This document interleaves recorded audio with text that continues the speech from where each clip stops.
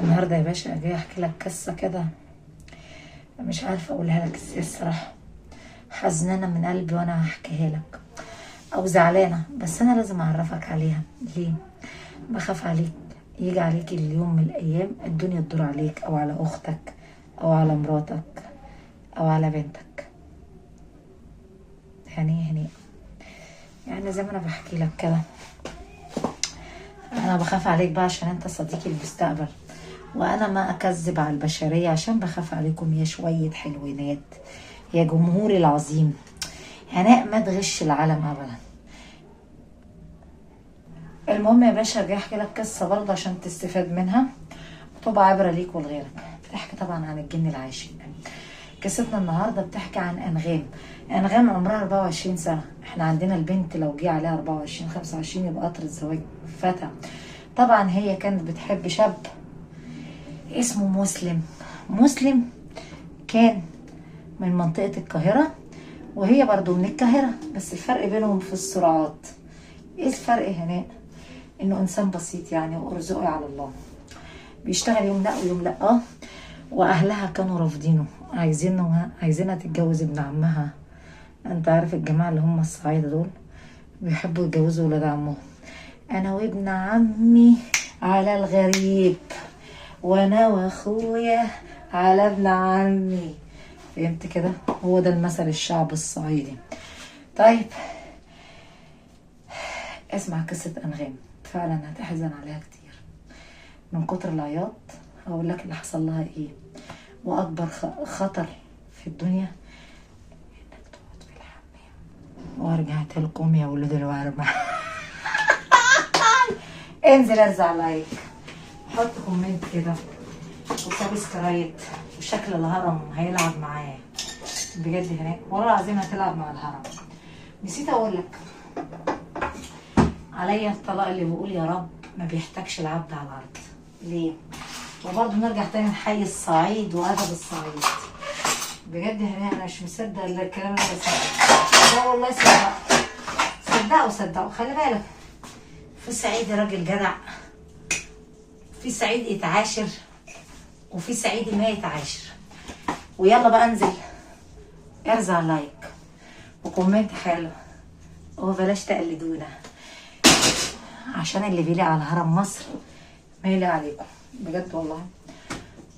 اعرف واحد صعيدي كل ما اقع في بلوى يقف جنبي، بس مش عارفه ليه الصراحه. يمكن عايز يتجوزني. صدقني انا والله فكره ممكن يكون عايز يتجوز. ايه المشكله يعني؟ ايه المشكله ما تتجوزي صعيدي؟ ما انا اعمل ايه بقى؟ اعمل ايه؟ صدق قلبي ما حب حد. يعني مش انا الشخصيه اللي اتجوز اي راجل كده، فهمت؟ شخصيتي انا يوم ما اتجوز راجل اكون بحبه، ما احب الكذب ولا الغش. يعني ما الفش ولا دور على الناس، ولا طعم السبوبه. سبوبه يا حبوبه. يعني انا مش بتاعت سبوبه، يعني اضحك على الناس وغشهم. لما كنت متاكده ان انا احبك وان انا هساعدك بلاش. حرام نكذب على الناس، حرام نظلم الناس. والله هنا كلامك صح. المهم ممكن اتجوز راجل يكون بيحبني وانا ما بحبه، بس تصدق مع الوقت ممكن احبه. تصدقي فكره؟ ممكن تحبيه هنا. ايه المشكله يعني؟ جربي. بس انا محتاجه راجل كده يكون جابه راجل من ظهره يصرف عليا، يعوضني الايام السوداء والله العظيم اللي انا عشتها. ممكن يا رب هيجي النبي يرزقني براجل يقول لي بغير عليكي هناء. انا ما عايز العالم تشوفك، عايزك انسانه عاليه وغاليه. طب بالله عليك واحد زي ده يقول لي كده شيله على راسي، واقسم بالله شيله على راسي، واحترمه طول عمري، واشوفه رجوله الرجوله.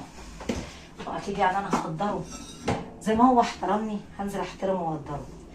يلا انزل اكتب لي واهري لي، قول لي بحبك يا اسطوره. وحظ الاسود ما عندي واي فاي، النت فصل والمحفظه ما فيها اموال عشان الناس تشحن لي الباقه.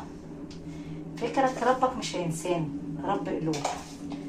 قول لي بقى انت مين فيهم؟ ها؟ تحب الاسطوره ولا بتحب هرم مصر؟ ولا انت مش بتصدق هنا؟ بس خد بالك في مصداقيه بيني وبين جمهوري. ابوس ايدك وايديك ورجليك. اوعى ذاتك مدام تخش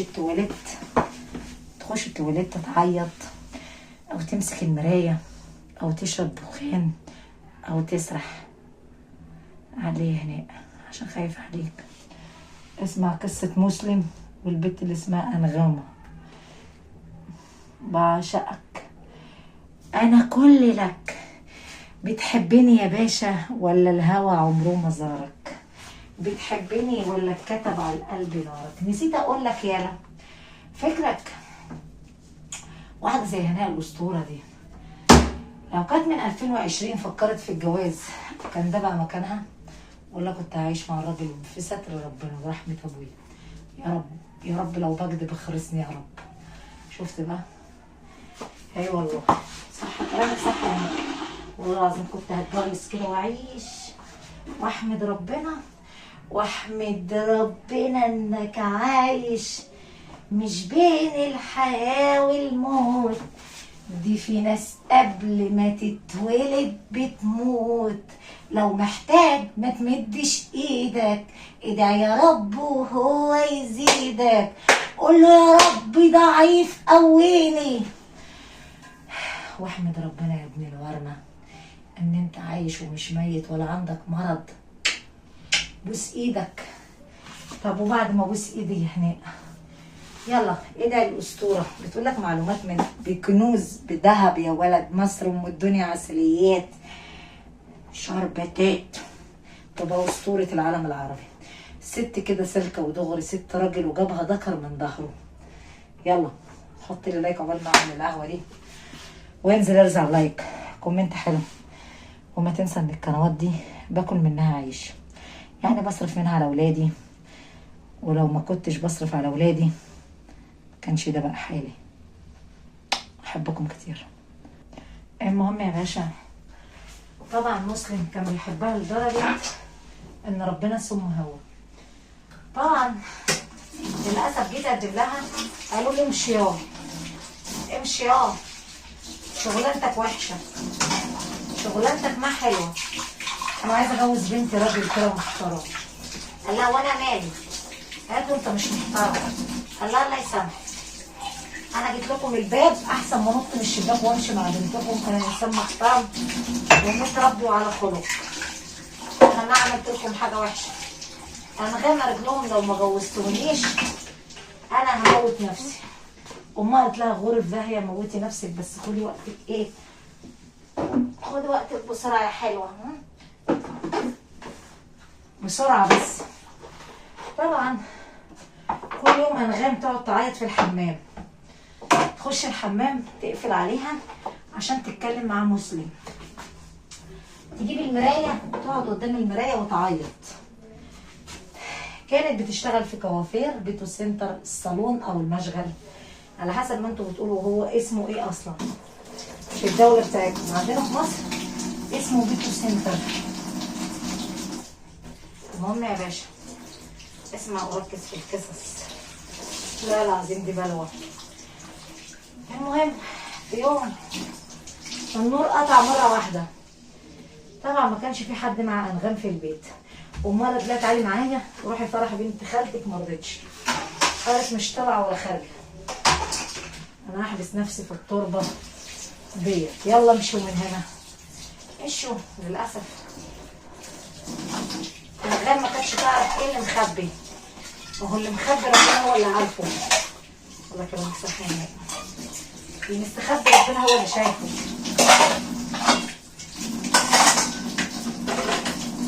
وبعدين يا نونو، وبعدين يا هناء اللي حصل ست انغام للاسف يعني دخلت الغرفه تتكلم، لقيت النور قطع. قامت فتحت باب الشقه يا صاحبي.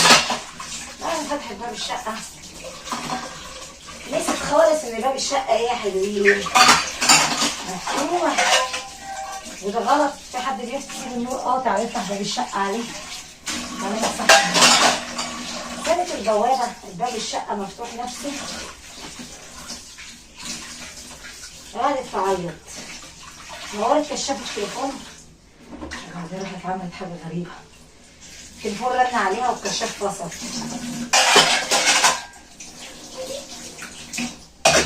صدق يا بنتي هرم، هصدق يا عيون الهرم، يا قلب الهرم كله. ايه شعورك اما النور يقطع عليك وتنور الكشاف التليفون؟ انا انور الكشاف والتليفون يقوم فاصل اول ما تجيني مكالمه، يعني الكشاف يفصل. سرحت ودخلت الحمام على امل بنور الشاشه بتاع الجوال، نورته كده الشاشه ودخلت التواليت. سرحت، تخيل لقيت مين قدامها في عز الضلمه؟ لقيت مسلم قدامها. قالت له مسلم يخرب بيتك امي تشوفك. قال لها امك في الفرح. على ما اظن يا حبيبتي ما حد يشوفني ويسمعني غيرك. قالت له يعني ايه؟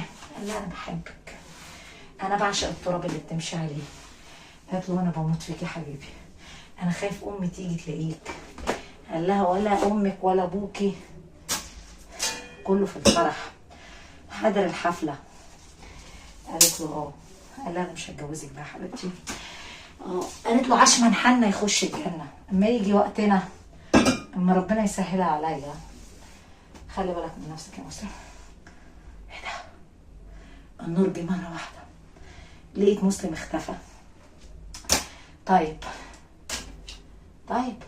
مسلم للاسف يا صاحبي ما لقيت حد في المنزل. طبعا سكتت، قالت اكيد ده خرج. راحت تبص على باب الشقه، يا صاحبه اللي جننها ان باب الشقه طلع مفتوح. قالت ايه؟ اكيد انا مخي ايه؟ اكيد انا اتلحست يا جدعان، اكيد. لا المهم اكيد انا حلمت بيه. للاسف يا صاحبي دخلت قعدت في الحمام، قفلت باب الشقه ودخلت التواليت. تخيل ايه اللي حصل؟ يجي لها مكالمه في الجوال. قال لها الو حبيبتي. قالت له انت رحت فين؟ انت مشيت عشان اهلي لامي وابويا يجوا واخواتي. قال لها لا انت غلطانه في العنوان، انا ما جيتش الشقه والله عندك. ازاي هجيلك بقى؟ هجيلك ازاي عشان امك وابوكي يطلبوا لي اسم الشرطه ولا يقولوا بيتهجموا على بنتي؟ انت مخك فاضي صح؟ قالت له امال ايه؟ انت واحد كذاب. قال لها والله انا جيت لك. صدمت واتخضت. المهم خلصت المكالمه ولقيت اللي واقف قدامها فين بقى؟ طفالها نور الغرفه، واقف قدامها جنب التسريح على المرايه وهي تبص فيها. قال لها انا يا حبيبتي انا بحبك. قالت له انت مين؟ قال لها انا جن وبعشق التراب اللي بتمشي عليه، مش ممكن اسيب واحد زي مسلم ده يتجوزك. قالت له ليه؟ انت مجنون صح؟ انت مسلم؟ قال لها لا، انا بطلع لك على شكل مسلم عشان انا اعرف انك انت بتحب مسلم. خلاص انا جن عاشق. انت مش بتخشي الحمام بتمسكي المرايه؟ انا حبيتك يا انغام ومش ممكن اتركك ابدا. انت بتاعتي انا وانت في العالم بتاعنا زوجتي. قالت له ولا عمري هتجوزك، اتركني. قال لها مش هسيبك. انت لازم تديني حقوقي الشرعيه وتعيشي معايا في عالم الجن بتاعي. قالت له لا. قال لها صوتي براحتك، ما في حد يسمعك، ولو في حد بره ما فيش حد يسمعك نهائي الا انا وانتي الاتنين سوا. ها مش انتي بتحبيني برضه؟ قالت له انا عمري ما حبيتك، انا بحب مسلم. قال لها وانا مش هخليكي تتجوزي مسلم ولا تتهني بيه، انتي بتاعتي وملكي، ما ينفع حد يشوفك غيري. انا من ملوك الجن، ملك ابن ملك وجن عاشقك يا حلوه، وما ممكن افرط فيكي ابدا. انا مصدقك بيتك يا حبيبتي،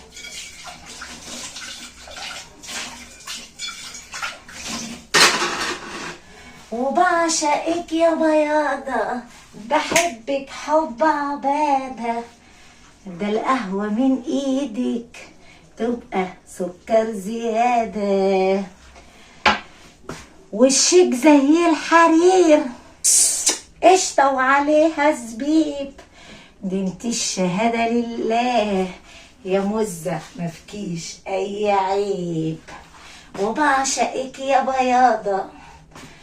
نسيت اقولك عليا الطلاق، الكلام اللي بقوله ده ورحمة ابويا حقيقي مليون المية. انت مراتي وملكي، ما في حد يأذنك فيا، ولو اتجوزتي الواد ده تعالي حط عليا. قالت له يعني ايه؟ قعدت تصوت، قال لها ما في حد هيسمعك بره، كلهم ودانهم اتخرست، ممنوع حد يسمعك وما في حد يشوفني ويسمعني. قال لها انت يا حلوه بعينيك الحلوه دي، وبعشقك يا بياضه، بحبك حب عباده. شفتي بقى بحبك ازاي انا غني؟ سيبك من الواد الفقران ده وانا اغنيكي. انا اجيب لك شقه واجيب لك سياره، عايزه تلبسي دهب ياقوت اجيب لك. انا ملك ابن جن عشيره. ممكن اقول لك حاجه؟ انا اموت لك الواد ده واتجوزك. قالت له لا. فضلت تصوت وتصرخ، امها جت على صوتها، هي مرميه على الارض واغمى عليها. طبعا فضلت تصرخ وتصوت، امها فوقتها وابوها كل ما تفوق تصرخ، تبص عند الحمام الغرفه في وش التواليت، اوكي، تصرخ وتصوت والحقوني، تصوت وتصرخ وتقع. في الاخر راحوا جابوا ايه؟ عفريت، عفريت يا بابا، عفريت. راحوا جابوا شيخ، الشيخ ده حضر عليها، للاسف كلمه وقال له دي مراتي اطلع منها. انت ليه؟ الجن كلمه وقال له مش ممكن اسيبها، دي بتاعتي اللي بحلم بيها بقالي سنوات، الفرسه دي تكون ملكي وما ممكن اترك لي. انا بحبها، انا بعشقها، اطلع بالذوق، اتركها وروح لحالك، اتجوز من العالم بتاعها. قال له انا بحبها وهي طفله صغيره. اسالها هي ليه بتخش الحمام، وليه بتقعد تتزوق في الحمام، وليه بتشغل الاغاني؟ اكيد عشاني، هي اللي اجبرتني ان انا اتفرج عليها، هي اللي خلتني اشوفها، هي حبيبتي وعشقي ومراتي. ما تتدخل، ما تتدخل. يجي يقرا القران وقال له اطلع منها بالذوق. فضل الشيخ يحاول معاه ويقول له انا بحبها، مش هسيبها، مش هسيبها، وفضل يصرخ. قرا قران على الميه، ازازه ماء ميه يدلوا عليه يتحرق، يصوت يصرخ، وسابها ومشي، وما عايز يترك الجسد، وقال لك ده حبيبتي ومراتي.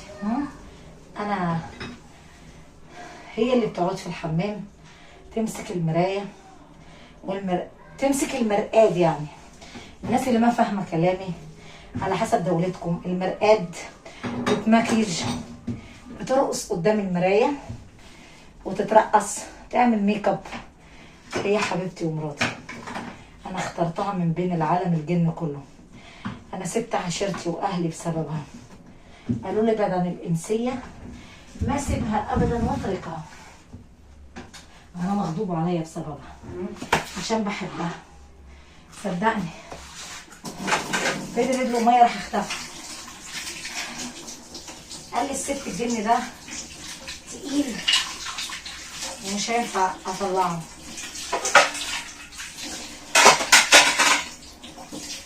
وبيحبها ومش هيسيبها كده وبتتهنى وخلاص.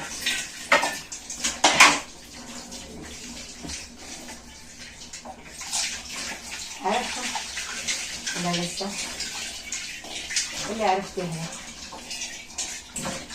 قال لها معاكي ربنا يا بنتي، حاولي تقري قرآن واذكار الصباح عشان ما يجيلك تاني.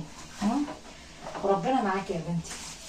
بس بديكي نصيحة، اوعي تخشي الحمام وتشغلي اغاني او ترقصي في التواليت او تبصي قدام المراية كل ده ممنوع. هو ده السبب؟ الجن حبك وعشقك. ها، انت السبب، انت السبب في اللي انت فيه. حاولي اللي انت ما تعمليش الحاجات دي. قولي القرآن كل يوم وشغلوا سورة البقرة.